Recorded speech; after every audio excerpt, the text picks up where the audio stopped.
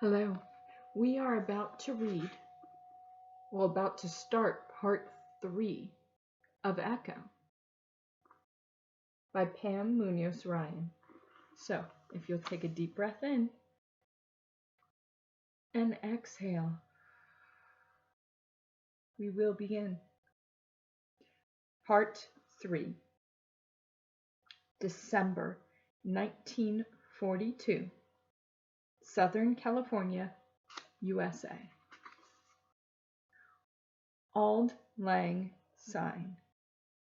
Words by Robert Burns. Should auld acquaintance be forgot, and never brought to mind, should auld acquaintance be forgot, and days of auld lang syne, for auld lang syne, my dear, for auld lang syne, we'll take a cup o' kindness yet, for auld lang syne. Chapter 1.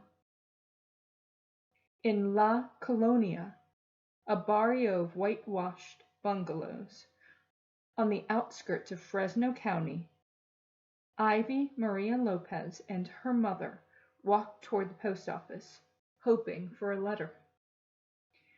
With one hand, Mama clutched to her neck her heavy sweater, and with the other she held an empty laundry basket.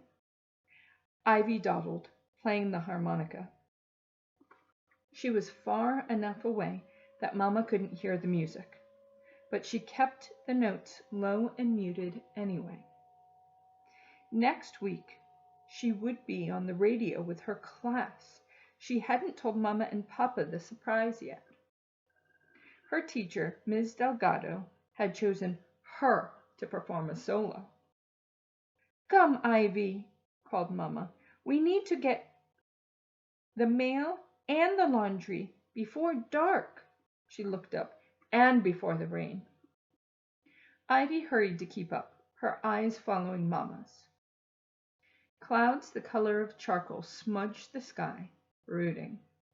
She slipped the harmonica inside the jacket.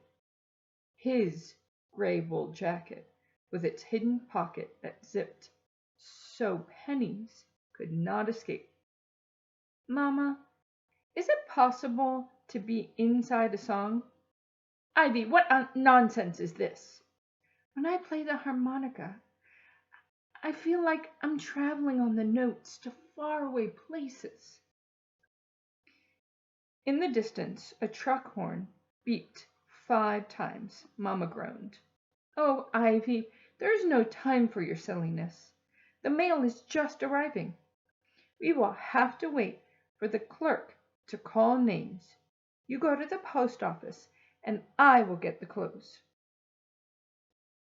"Can I meet Araceli after?" asked Ivy. "I promised her." "Do you have schoolwork? You know how Papa feels about—" Ivy shook her head. "Miss Delgado says our only assignment is to practice our songs for the performance next week." She opened both her arms wide. "Presenting Miss Delgado's 5th grade class on the Colgate Family Hour." Mama smiled, but it was half-hearted. "Yes, I know." "Do you think everyone in La Colonia will listen, and even people farther away than Fresno will hear? Do you think the radio station will ask us back for more performances?" Mama's brow furrowed. "Ivy, always with so many questions about frivolous things. This is why Papa says you have your head in the clouds. You must come down to earth." Her eyes drifted across the barrio in the direction of the post office. Ivy could see she was too preoccupied to indulge her. Still, Mama's words stung. Ivy couldn't help but ask questions. And playing harmonica on the radio wasn't any more frivolous than her older brother Fernando playing basketball in high school. Mama and Papa never said that was frivolous.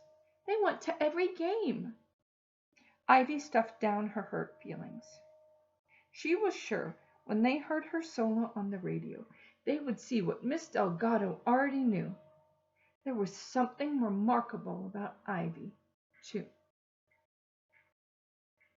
If there is mail, bring it to us before you meet Araceli. I will. Ivy stood and tiptoed to kiss Mamma's cheek. As she watched Mamma walk away, swaying toward the community clothesline, the basket perched on her hip, she couldn't help but notice how much she and Fernando resembled her. Tall, thin, and wide-eyed with dark hair. Papa was the opposite, short, round, bald, and when he smiled, squinty-eyed. Ivy touched one of her long braids. Did Fernando look more like Papa now that his head was shaved? Nearby, someone played Silent Night on the guitar. As she walked by, Ivy raised her harmonica and accompanied the music. Christmas lights glowed in the bungalow windows. Dark billows shifted overhead. A breeze lifted. Ivy's imagination filled with the blur of the colorful lights. The tender song and the whiff of rain-soaked earth on the wind. She closed her eyes and felt herself drift somewhere in time. She was a vagabond in a jeweled robe, following a caravan across the everlasting sand under a starlit sky. All is calm, all is bright. When the song finished, she looked up to see her neighbors, Mrs. Perez and her daughter-in-law, listening and nodding. People paid attention when she played the harmonica. They took her seriously and appreciated her talent. When Mama and Papa heard her performance at the radio station, Ivy hoped they would too. Inside the post office, she wiggled through the crowd to the front counter and waited for the clerk to open the mail sack. Recruitment posters covered each wall. Join the Army Nurse Corps, or Airborne, Army Airborne all the way. Man the guns, join the Navy, always advance with the Marines. It seemed like the United States military wanted everyone over 18 for something, although Fernando hadn't needed a poster to convince him. As the clerk called out names, Ivy watched the hungry eyes of mothers and young wives. Alberto Moreno, Martina Alvarado, Maria Peña, Jose Hernandez, Elena Guzman, Victor Lopez. Ivy's heart jumped. Here! She raised her hand and reached for the large, fat envelope addressed to Papa, with a row of 3-cent stamps affixed to it. She studied the return address and felt a pinch of disappointment. It was not from Fernando. It had been well over a month since they last heard from him, and each day Mama and Papa grew more tense. She waited until the clerk shook out the bag and said, "That's it. That's all for now, my friends. If not today, maybe tomorrow." Ivy hurried back to the bungalow, where she found Papa sitting at the kitchen table. His eyes lit up when he saw the envelope. "A letter?" Ivy laid it on the table. "Sorry, Papa, it is not from Nando." She headed toward the door. "Wait, where are you going in such a hurry? It is almost dark." She turned. "To meet Araceli. Mommy said I could." "Come back very soon," he waved, opened the letter and began to read. Before Ivy reached the door, she heard Papa calling Mama's name. "Luz! Luz!" Mama rushed from the bedroom. "Victor, what is it?" Ivy paused, her hand on the doorknob. "It is for my cousin Guillermo. It is the miracle we have been looking for, a farm in Orange County near Los Angeles. Guillermo made the arrangements and has sent the papers." Ivy's heart pounded and she whispered, "No." Papa's voice carried. "The owner needs someone who knows about supervising and irrigation. That is me. There's a letter for you, too, from his wife, Bertina, and the papers to register Ivy for school, and all the instructions from the owner." "Ivy Maria, we have news!" Ivy didn't wait to hear more. She pulled open the door and ran. Chapter 2. Where was Araceli? Ivy paced beneath the pepper trees, where they always met, the winter limbs now naked with balled fists. Icy sprinkles stung her face. She whispered, "Hurry!" Araceli was her best friend. It had been hard to make friends of any sort when she had lived in so many places. Buttonwillow, Modesto, Selma, Shafter, and other towns whose names she'd long forgotten. All that had changed when they had moved to Fresno. For the first time ever, Papa had worked in one place for a year, an entire year. She and Araceli had both arrived at La Colonia the same week. Even though Araceli was a year older in school, the two girls looked so much alike. With their black lashes, long brown braids, and wide smiles, that people thought they were sisters. They quickly discovered that they had even more in common. Araceli had lived all over Central California too, even in some of the same places as Ivy, but at different times. They both loved to read, play jacks, and could jump rope 100 times double Dutch without ever missing. Ivy breathed into the harmonica, creating a lovely wail. "Ivy!" She whirled around. Araceli rushed toward her, wearing a purple crocheted hat pulled down over her ears. She kissed Ivy on the cheek, keeping one arm behind her back. "Sorry I'm late. I had to go to the store for my mother." Ivy tried to sound happy. "New hat?" "My mother made it, and," she smiled and revealed what was behind her back, "I asked her to make a matching one for you." She held out an identical purple crocheted hat. Ivy pulled it on. "How do I look?" "The same as me," Araceli giggled. "Now no one can tell us apart." Ivy laughed too, but her happiness became all mixed up with her sadness, and she began to cry. "What's wrong?" I am leaving."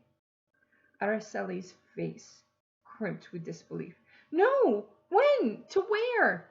"Soon, I think. Somewhere near Los Angeles." Ivy looked down. Brittle leaves scampered across her shoes, whispering their goodbyes. She kicked at the stragglers. Araceli hugged her. "Don't cry. We will always be friends. Besides, if not you, it would probably be me and my family leaving. My father says that everyone moves from La Colonia sooner or later, if they want to go ahead in this world." Ivy sniffled and tried to smile. "Why did it have to be sooner rather than later?" "Let's promise to write each other every week," said Araceli. "Twice a week, 3 times!" Her eyes drooped. "You won't forget me, will you?" Ivy shook her head. "Never." Fat raindrops splattered the dirt as the sky opened. "Run!" yelled Araceli, squealing.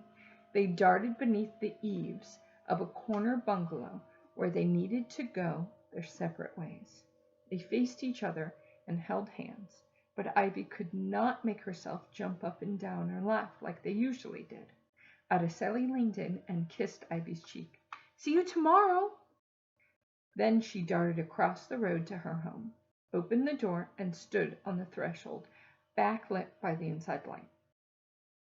Ivy tried to etch the image into her mind. Her best friend wearing a matching purple hat, waving and blowing kisses to her. She blew kisses in return and pretended it was not the beginning of goodbye. And she dashed back to her bungalow. The rain pelted her. Ivy slammed the door on the downpour. Her hands and feet ached, changing from ice cold to warm. She pulled off her hat and jacket and heard Papa talking to Mama in the kitchen. "What about Nando?" said Mama. "I will write to him tonight," said Papa. "When the war is finished, he will return to a real home, A house! Finally! A house, Luz! We cannot dismiss this opportunity. I am sorry. We must leave at once. Ivy frowned and stepped into the kitchen. When? Mama looked at Ivy, her eyes apologizing. In the morning. Ivy stiffened. The morning? But what about my friends and Miss Delgado? Disappointment slapped her as the news sank in. She blurted her secret. And the performance on the radio, I am playing solo. It was supposed to be a surprise for you. Papa rubbed both his hands over his head. Ivy, this is a once-in-a-lifetime opportunity for our family. There will be other chances for you to perform, maybe at your new school. He held out his hands to her as if pleading for her to understand. Ivy's eyes smarted, and she blinked back tears. She was sure if Fernando were here and he had a basketball game, Papa would wait until after to leave. As much as Ivy wanted to speak her mind, she held back. Mama would think it improper to use Fernando as an example when he was away fighting war. And Papa was Papa. When he said it was time to leave, they left. He wasn't going to change his mind unless she thought of a practical reason.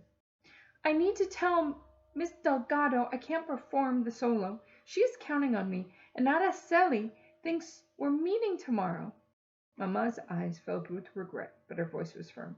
It cannot be helped. Guillermo and Bertina had to leave the farm. All of Bertina's brothers are at the war, and her father took ill. They had to move to Texas to help her family. We cannot leave the property unattended much longer, so you can understand the urgency. You can write to Miss Delgado and Araceli, and we can drop the notes at the post office on our way out. Ivy whimpered. It is not the same as in person. Araceli is my best friend, and Miss Delgado is my favorite teacher, the best teacher I've ever had. I know, said Mama, putting an arm around Ivy, but there will be other teachers and other friends, and we will have a house and a yard where we can plant flowers and a garden. There is a washing machine. Can you imagine? We will not have to haul our clothes across camp anymore. I will take over Bertina's job, helping a neighbor with laundry. It is all arranged. And I will be in charge of 60 acres, said Papa. He held up the envelope. We are fortunate that Guillermo recommended me. Very fortunate. Ivy stared at Papa, feeling numb. Ivy, there is a possibility this situation will be permanent, said Papa. It is what we've always wanted. You will go to a new school, a better school with fine teachers, and the weather cannot be compared. I promise you, everything will be better. I was going to play a solo. I have been practicing and practicing. Papa threw his hands in the air. Ivy, there are far more serious matters at hand than this indulgence of yours. Papa's words stabbed at her. Why did he think so little of her harmonica playing? And why, for once, couldn't he change his mind? Ivy stared at the floor and bit her lip to keep from crying. In La Colonia, she finally belonged. To Araceli, to Miss Delgado, to her neighbors. None of them thought her frivolous or indulgent. Now all that was mattering was being cast aside like rubbish on the road. And for what? What would this move really be different from the rest? Papa sighed. Ivy, do you expect us to stay here for 6 more days when there are trees to be watered and a house waiting for us and the chance at a permanent situation just so you can play a 2-minute song on the harmonica? Her thoughts swirled. She knew how she wanted to answer, but then she remembered the promise she had made to Fernando to be a good little soldier and help Mama and Papa while he was away. Did that mean doing anything to make Mama and Papa happy, even if it made her unhappy? No, she whispered. Mama and I need to talk to my bosses and say some goodbyes. We'll be back in an hour to pack our things. He patted her shoulder before they left. Ivy went to the bedroom she had shared with Fernando before they left. Several empty boxes already sat on one bed. Her suitcase was laying open on the other. She flung clothes at it. At the end of next week, Christmas vacation started. Other parents waited until their children were out of school, but not Papa. They had to leave at once. Ivy sank into her bed, letting the tears come. Better. Papa was always looking for a place called Better. Once, this place Fresno had been better. Now it was nothing more than the last place she'd lived. Now she knew how it would be after they'd left. For a few days, the news would burn on everyone's lips, like the oil of Serrano chilies. Then, in a few weeks, the memory of Ivy Maria Lopez would fade away as if she had never lived there, as if she'd never belonged somewhere for an entire year. And that is where we're ending today.